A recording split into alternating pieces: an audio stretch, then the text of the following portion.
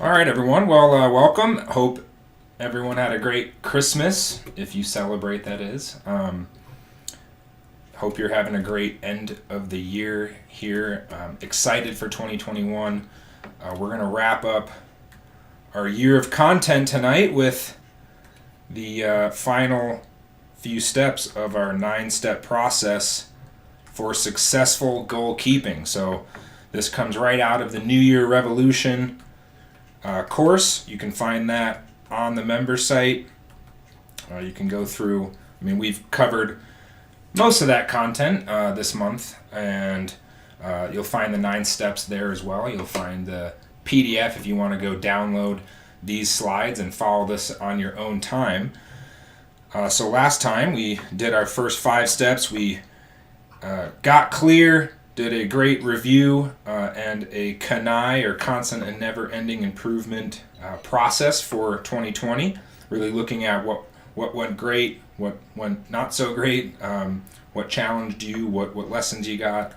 Step 2 was get certain, really remembering times that you've been challenged before, how you overcame those challenges, what you did, what were the steps, what were the thoughts, everything, getting certainty on your ability to overcome any obstacles that present themselves. And step 3 was get excited. So we're activating again our emotional intensity, that 4-year-old excitement and passion and drive to fuse some great emotion into our goals and outcomes for the new year. Step 4 was get focused. So this was your homework, writing down part of get excited was writing down everything that you want, no matter what timeline it is, from 1 year to 20 years, everything that you want. And then step 4 was circling the top 5 that you want to do this year. And step 5 was writing down your why. So getting committed. What's the why that's going to drive the plan, going to drive the how are you going to get this. So if anyone wants to share that, would love to hear theirs in the Q&A section after the content here. But that was your homework. Make sure you get that done. If you haven't done it, that's very first big important step out of these 9 things here. So step 6, getting momentum. You're going to pick 3 things that you can take action on over the next 24 hours. So you're going to look at the 5 things that you've circled that you want to do this year and pick 3 things that you can do for one of those 5 things, any of those 5 things, just some action. One has to be ginormous, or a BHAG, as you might have heard before, big, hairy, audacious goal. One has to be tonight, so right when you get off of this call here. And then the other 2 are going to be in the next 24 hours. So again, 3 things, 1 BHAG, 1 that you can do tonight, and the other 2 in the next 24 hours. So that BHAG could be the one thing you're going to do tonight. It can be one of the other 2 that you're going to do in the 24 hours. That's really going to get you the momentum heading into the new year. And who wants to finish strong this year with action, action-oriented mindset, feeling great that you're already getting great progress towards your 2021 outcomes. Step 7, get smart. And you'll see this is written as the acronym. So if you haven't gotten this tool yet, under the member site, look up goals versus outcomes. It's one of the top videos that we cover right when you come into the program. It's one that you really want to know. It's these 5 steps: specific, measurable, actionable, realistic, and time-based. These are elements that you want to add for your list of goals that you've created. So the 5 things or 10 things, whatever you created in the first 5 steps, you're going to apply SMART aspects to each one of these. And for those of you that know this tool already, the difference between a goal and an outcome is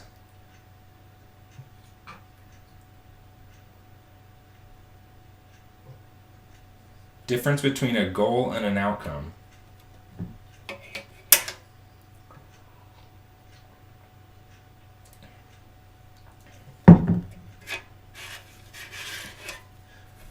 Goals are in the future, outcomes are in the past. So when you really watch this video, and it's going to give you some more context around that, how do I make something, in the past, if it's something that I'm creating as a goal? Well, that's where our I have a dream speech comes into play. You're talking about, you're emotionalizing, you're taking this future you and bringing it to today, having already completed the task, feeling the sense of fulfillment, feeling the joy, the excitement, feeling the satisfaction, whatever emotion that goes into this. When you put the emotion in your body that you would have when this is a reality, that's what's going to engage these emotions, this neurochemistry, this fuel that's going to be driving this great plan that you're putting together. So again, that's a longer tool. It's about 15 or so minutes. If you haven't seen that one, definitely watch that in the next couple of days. It'll help you even more in applying these SMART aspects and creating the software of this is who I have to be in 2021. So that's getting, yeah. So, basically, I have a dream. It's I have a goal that would be substituted in that. Is that something? Does that make sense? Yeah. Well, I have an outcome. Yes. So when you begin, the dream really is the outcome. Okay. I have an outcome. What's synonymous with a dream in the I had speech? Goal or outcome? Outcome. Okay. So one of the important distinctions in this tool, so not only are you going to apply all the SMART aspects to this, right? Specific, measurable, actionable, realistic, time-based, which again, the video will give you some examples of what that looks like. Thinking about your, let's say, a health goal, for instance, instead of I want to lose some weight this year, it's I want to be, if you're putting in a towards pattern, 170 pounds by, June 1st. It's specific, you can measure it, there's time-based, right? These two, realistic is probably the most challenging one because, here in the Inevitable You, we use hyperbole words, we talk about legendary, epic. It should almost be, unrealistic if you're really engaging greatest version of software. That's a conversation for another time, or someone can ask me a question or a guidance on that. But these 5 steps done in a outcome mindset versus a goal mindset, that this is how I think when it's done, this is how I feel, this is who I am, I'm going to be this man, woman today, instead of it's not now, it's in the future, it's something that you're not embodying that software. Does that make sense? Yeah, it does. I just had never thought that the dream was the outcome. But you're right. I have an outcome that I will be 180 pounds or whatever. Yeah, and the I have a dream, where your number one rule of the I have a dream, Christian, do you remember? Well, you got to put EQ in it, but I'm not sure that's the number one. Yes, EQ, or as we said in step 5, when you're going to tell somebody your why, it's got to give you goosebumps. Got to give you those goosebumps. The hair has to stand on your, your arms, the back of your neck. It's got to ignite, engage a certain, chemical component to, or you're not really getting the full power of it. You're absolutely right. It's the goosebumpicity. The goosebumpicity. That's right. That is a Christian. That is a Christian invented term there that we use now. I like it, but I forget about it a lot. The question is how to remember goosebumps. Just write it on the mirror or something like that. It's not usually in my vocabulary using the word goosebump. Yeah, so... Do you use goosebump much? What's that? I was asking Tim if he used the word goosebump often. It's not in my regular vocabulary, but I think I understand in the context that we're talking about, yeah? Yeah.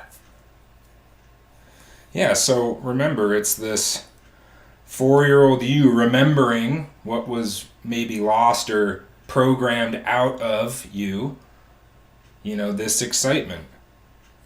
Getting excited about the new year versus how most are planning and setting goals. Most don't do it in the first place because, look, I failed in the past, so what's the point? Or, I've got a plan for contingencies. I'm planning with anxiety. Well, what if this goes wrong? What if that goes wrong? And I tried that. That doesn't work.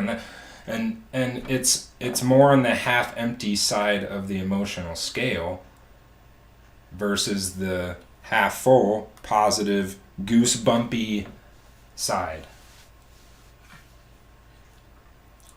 Got it? That always reminds me of that girl, that YouTube video, that little girl in the bathroom sink.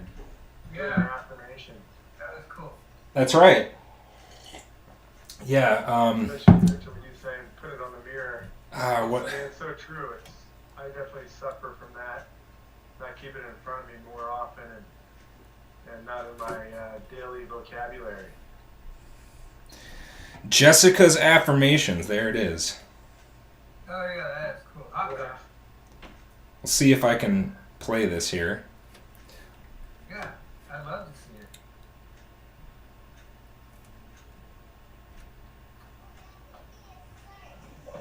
Now, my whole house is great.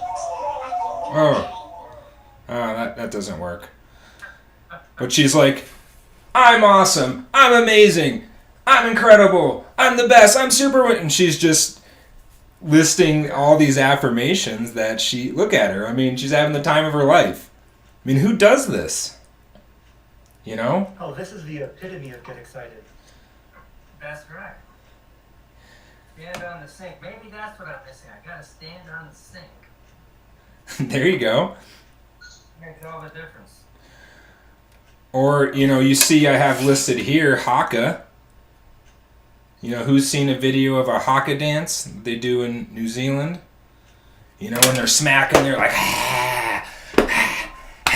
and they're their opponents look at them like, oh crap, we're screwed here. Like, this is in our DNA. This is, all 4-year-olds know how to do this.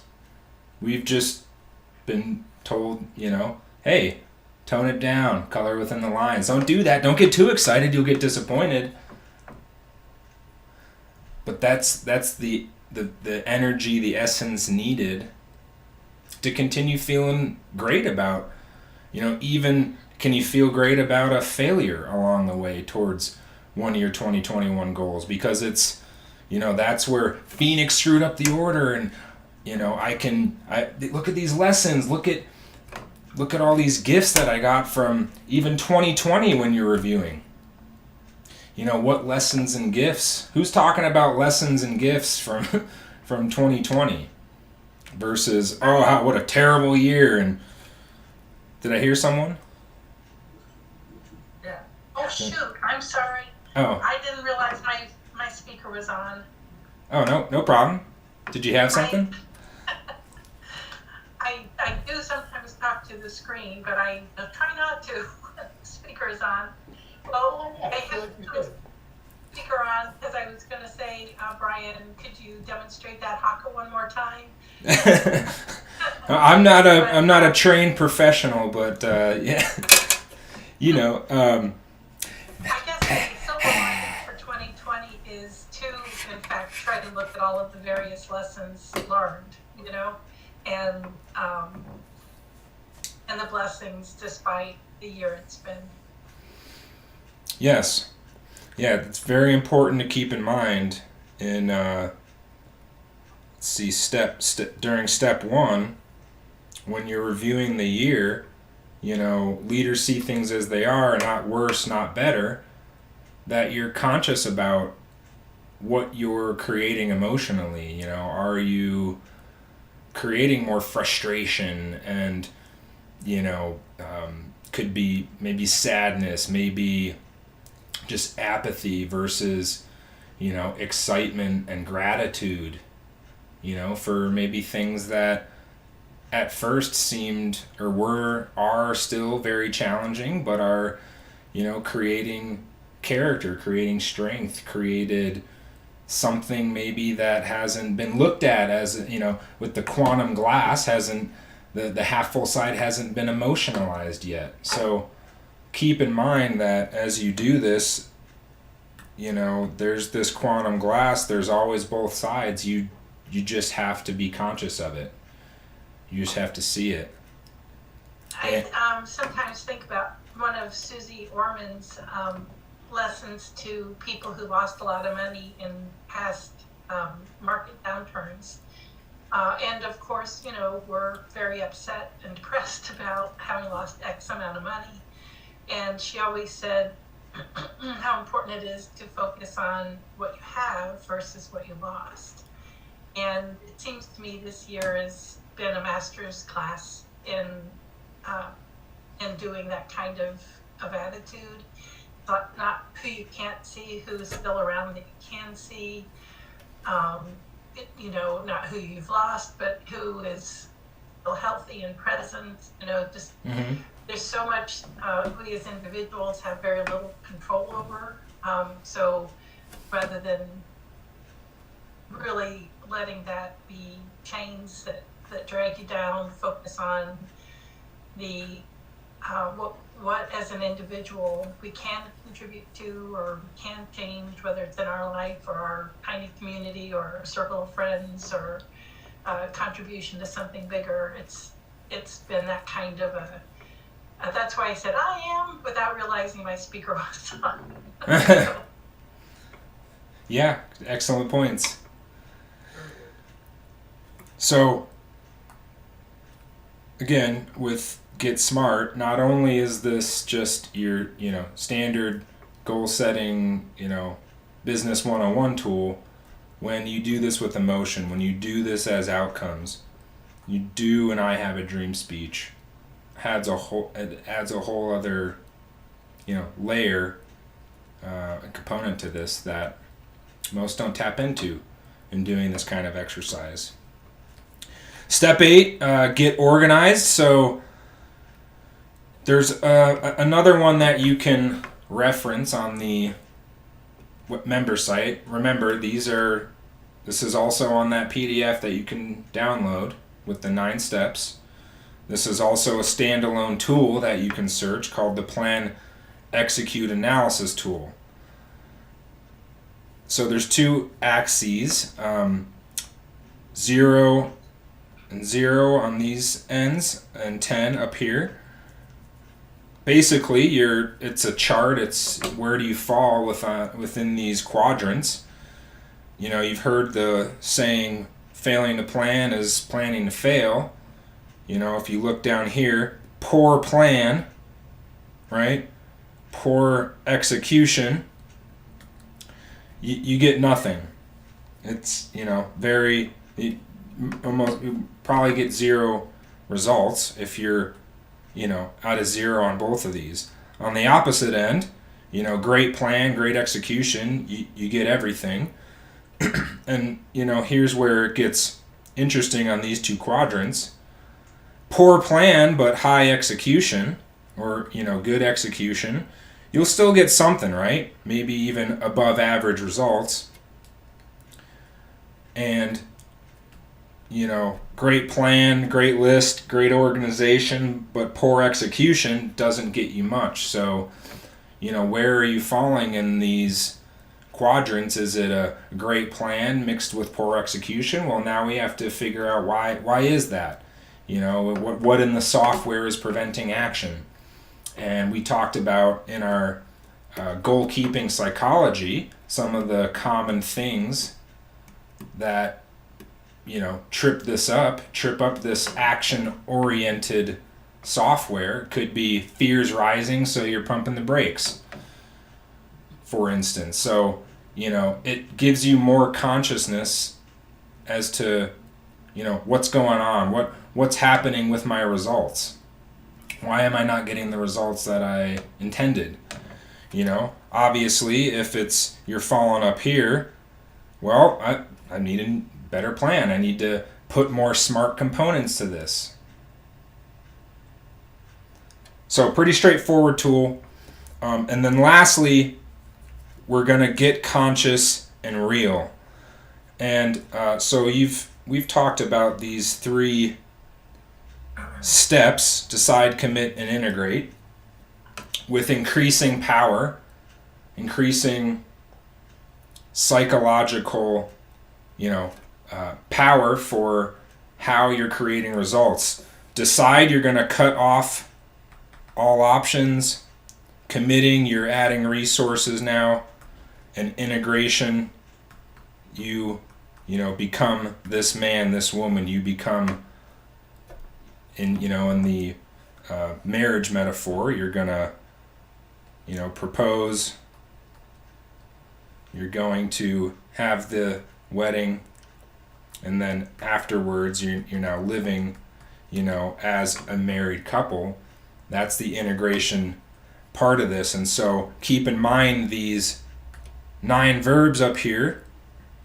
Again, another tool, one of the main ones that you want to know. I know I'm throwing a lot of tools out here, but I want you to be aware of these as you go through the PDF, go through these 9 steps, on your own. But 9 verbs, you're seeing, hearing, feeling, knowing, thinking. You're really putting the emotion in your body, and action is the final verb here.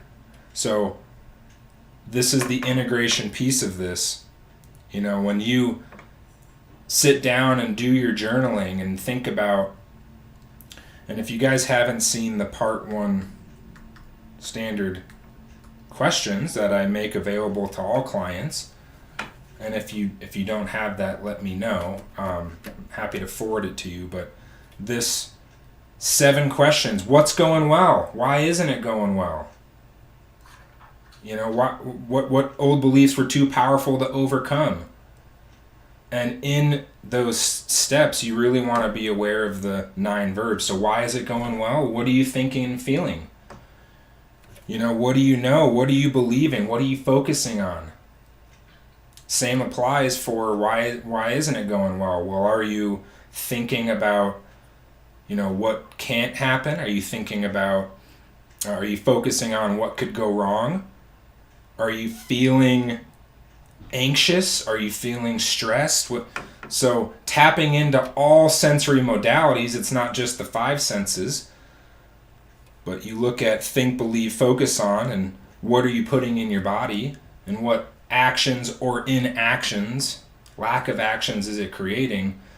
It's a heightened level of consciousness and awareness as to what's going on inside of you and your software, and why it's creating the results it's creating. To help with this integration piece of this. So, those are the 9 steps. I know I went through them pretty quickly, but I want to stress again, you have this available to you to do on your time. I want you to spend great time on it. With now a couple of days left in 2020, I just told Christian at the beginning of the call here, I blocked off all of Thursday to complete mine. and spend just some really deep thought and time with this heading into the new year.